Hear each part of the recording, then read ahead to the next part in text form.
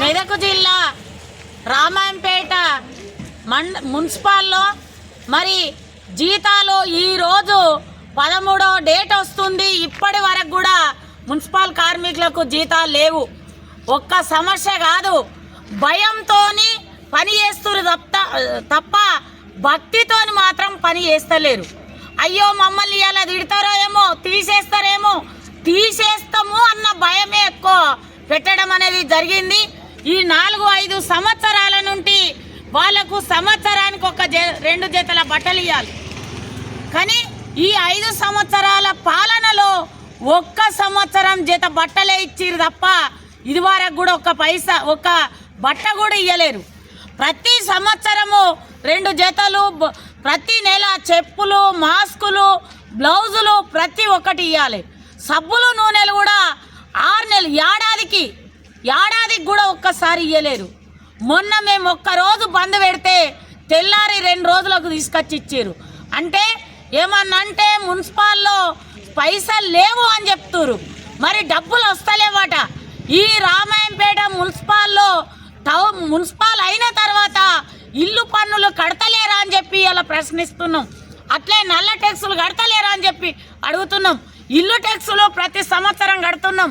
ఇన్ని షాపులు ఉన్నాయి, ఇవన్నీ కడతలేరా అని చెప్పి ఈరోజు అడుగుతున్నాం.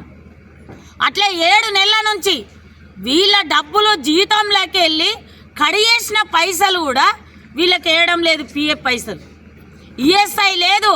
మరి ఇప్పుడు జనవరి 26 అయితే మరి కొత్త పాత పాలన పోతుంది. మరి ఇలా పరిస్థితి ఏందని చెప్పి ఇలా ప్రశ్నిస్తున్నాం. అట్లే ఈరోజు వాళ్ళకు సొంత ఇంట్లో ఎవరన్నా సొంత బంధువులు చనిపోయినా వేరే మనిషిని పెట్టి పోవాలి అంటే ఇది ఎక్కడి దుర్మార్గము? కార్మికులకు హక్కులు లేవా? కార్మికులకు సమస్యలు ఉండయా? ఇది దొరల పాలన లెక్క కొనసాగుతుంది. ఇది దొడ్డి పాలన, దొరల పాలన. ఇది స్వేచ్ఛ లేదు, స్వేచ్ఛ లేకుండా ఈ పాలన సాగింది. అందుకే ఇప్పుడు ఒకటే చెప్తున్నాం, మాకు ఈరోజు తెల్లారితే పండుగ, పిఎఫ్ డబ్బులు కట్టాలి. మళ్ళీ ఈ జతలు 4 సంవత్సరాల నుంచి బట్టలు కొనియాలి.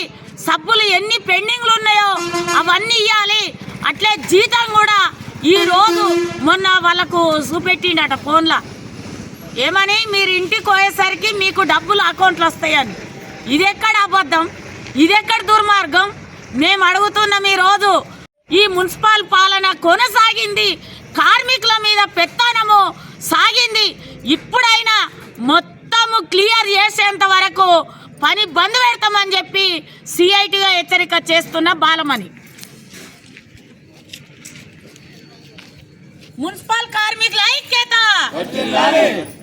పెండింగ్ లో ఉన్న పిఎఫ్ డబ్బులను